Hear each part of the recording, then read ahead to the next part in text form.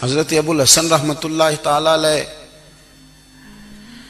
حضرت معاذ ابن جبل رضی اللہ تعالیٰ عنہ کے پاس بیٹھا کرتے تھے۔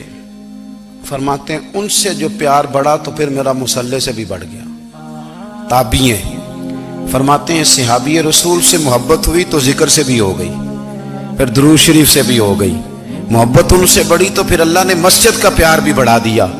آپ فرماتے ہیں کہ میری ہر وقت طبیعت چاہتی تھی کہ بس اللہ اللہ کروں، بس اللہ اللہ کروں، بس نہ میں ذرا تھوڑی جان چھڑاؤں لوگوں سے، کوئی 10 منٹ ملے تو میں کوئی 4 نفل پڑھ لوں، میں تھوڑا سا نہ بچوں لوگوں سے، اور مجھے تسبیح ملے تو میں نہ کچھ 400-500 دفعہ استغفار پڑھوں، سبحان اللہ الحمدللہ اللہ اکبر لا حول ولا قوت الا باللہ، میں نہ تسبیحات پڑھوں۔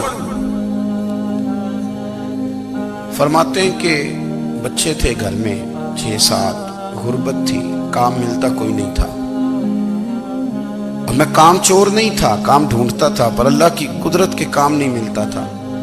فرماتے ہیں کہ میں نے ایک دن اپنی اہلیہ سے کہا کہ آج میں پھر جاتا ہوں کام ڈھونڈنے، تو میری بیوی بڑی فرما بردار تھی، پر اس دن نہ غربت کے ہاتھوں تنگ آ کے کہنے لگی آج نانا کوئی تو چیز لے کے آیا، تو مجھ سے بچوں کی بھوک نہیں دیکھی جاتی، یہ سب روگاں دا روگ محمد جس دا نام غریبی، کنڈ بلا کے لنگ جاندے نہیں دوست یار قریبی، آج نہ کچھ لے کے آیا تو میں بچے لے کے میکے چلی جاؤں گی۔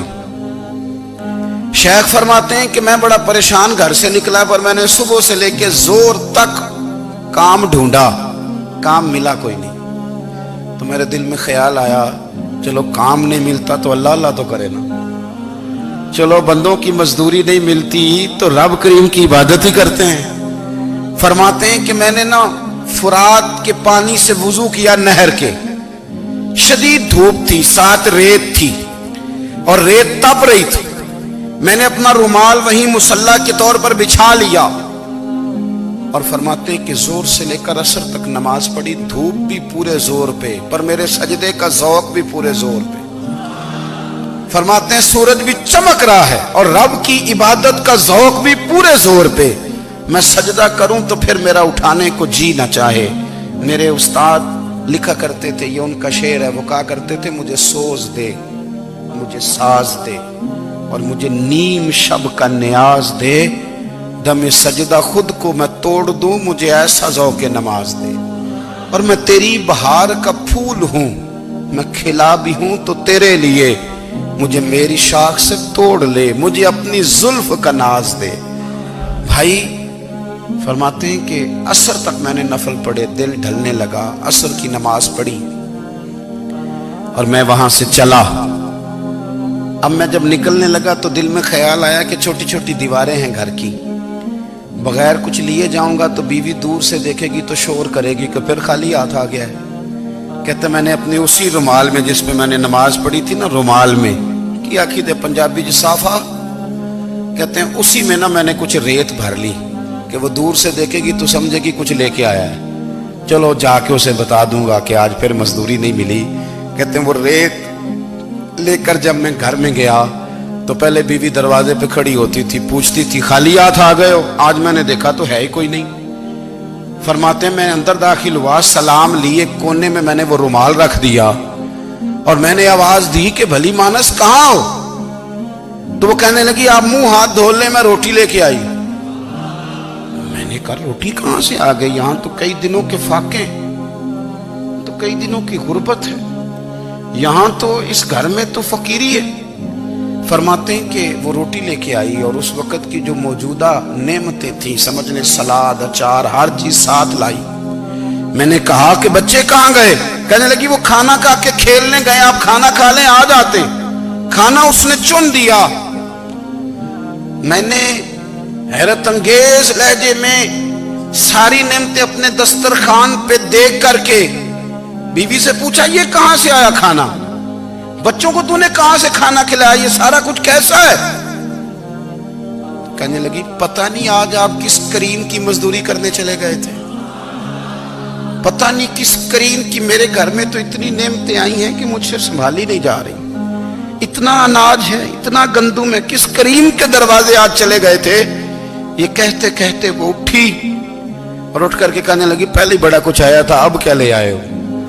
اور جا کر کے نا اس نے وہ ریت والا رومال کھولا کہنے لگے میں تو لے کے آیا تھا ریت، تو میرے رب نے اسے بھی سونے اور ہیرے بنا دیا تھا۔ جب آپ کی توجہ اللہ کی جانب، میرے نبی پاک صلی اللہ تعالی علیہ وسلم نے فرمایا ہر چیز اپنے رب سے مانگ، ہر چیز مانگ، ہر چیز مانگ۔ یا رسول اللہ کیا کچھ؟ میرے محبوب نے فرمایا تیرے گھر میں نمک بھی ختم ہو جائے تو وہ بھی اپنے رب سے مانگا کر، تو مانگنا وہ تجھے دے گا، تو اس کی بارگاہ میں کشکول طلب دراز تو کرنا۔ اور ترمذی شریف میں عجیب لفظ ہے، رسول کائنات نے فرمایا، رب کریم فرماتا ہے جب میرا بندہ ہاتھ اٹھاتا ہے نا تو مجھے حیا آتی ہے کہ میں خالی کیسے لوٹا دوں اس کے، اتنے بڑے بادشاہ کی بارگاہ میں۔ او بھائی، لوگوں سے عزتیں تلاش کرتے ہو تو وہ کیا تمہیں عزت دیں گے؟ وہ تو کل اچھا کہتے ہیں پرسوں برا کہنے لگ جاتے ہیں۔ لوگوں کے سامنے گڈ بک میں آنا چاہو گے تو وہ تو سویرے تمہارے بارے میں کچھ کہیں گے، شام کچھ اور کہیں گے۔ اپنی روحانی زندگی آباد کریں، اپنے مسلح کو وقت دیں، اور دنیا سے چھپ کر اس موبائل کو بند کر کے اور اپنے آپ سے بھی چھپ کے اور تنہا ہو کے چھپا کے سارا کچھ اپنے آنسو اپنے رب کی بارگاہ میں پیش کریں، اس کے حضور حاضری دیں۔ سنو نا ترمذی کی حدیث، اور اسے یاد رکھنا، نبی پاک علیہ السلام نے فرمایا اپنے دکھ لوگوں کے سامنے نہ بیان کرنا، سیٹھوں نوابوں کو نہ بتاتے پھرنا، دنیا داروں کے سامنے جا کے نہ رونا کہ میں تکلیف میں ہوں۔ فرمایا اگر دنیا داروں کو دکھ بتاؤ گے رب تمہیں کبھی غنی نہیں کرے گا۔ اور لوگ ہیں کہ الٹا مذاق اڑائیں گے آپ کی، جس سے بڑی پکی یاری ہے نا، پکی، وہ تب تک پکی ہے جب تک آپ نے 50,000 مانگا نہیں، اور جس وقت آپ نے کہہ دیا کہ میں مجبور ہوں میری مدد کر تو پھر ختم ہو گئی دوستی۔ لوگوں کی تعلقات آپ کے ساتھ تب تک ہیں جب تک آپ ان سے کوئی ضرورت وابستہ نہیں کرتے۔ کریم محبوب فرمانے لگے بندوں کے سامنے دکھ نہ بیان کرنا، اللہ تجھے کبھی غنی نہیں کرے گا۔ تو اپنے دکھ اپنے رب کو بتا، تو دعائیں مانگ، تو اس کی بارگاہ میں حاضر ہو، تو اس کے حضور عرض کر۔ فرمایا اپنے دکھ اپنے رب کو بتا، وہ جلدی کرے یا دیر سے کرے تجھے ساری دنیا سے بے نیاز کر دے گا، تجھے کسی کا محتاج نہیں رہنے دے گا۔